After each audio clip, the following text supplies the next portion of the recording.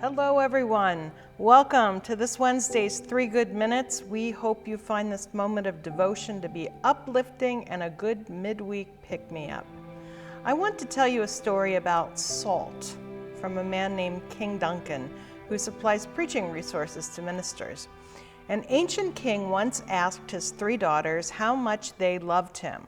One daughter said she loved him more than all the gold in the world. One said she loved him more than all the silver in the world. The youngest daughter said she loved him more than salt.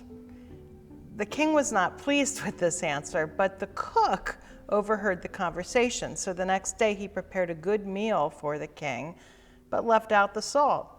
The food was so insipid that the king couldn't eat it. Then he understood what his daughter meant. He understood the value of salt. In the ancient world, salt was a valuable and scarce commodity. It was used as currency in some countries, even into modern times. Even our word for salary has salt as its root word, S-A-L. During the invasion of Ethiopia in the late 19th century, Italian soldiers found blocks of salt stored in bank vaults along with other familiar forms of currency. I want to read a verse to you from the Gospel of Matthew. It's chapter 5, verse 13. I'll bet it'll be familiar.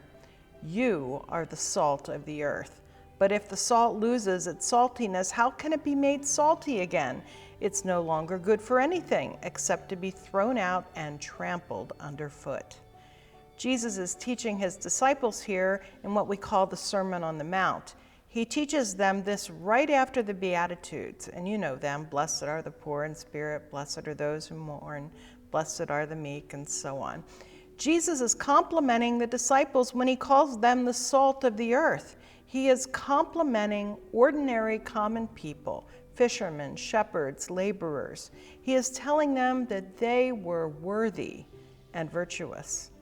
But he also tells them that it is possible to lose our salt or flavor and thus be of no benefit to others. A salty person would be one who is focused on benefiting others and not so much on themselves. You see, we lose our flavor when we act in ways that privilege our own well-being over the well-being of our communities. A worthy person in God's kingdom is a briny one. And so our challenge today is to be salt, to be valuable, to have worth, to look out for the interests of others. Imagine a world where everyone would be so salty and savory. It would indeed be God's kingdom come. Amen.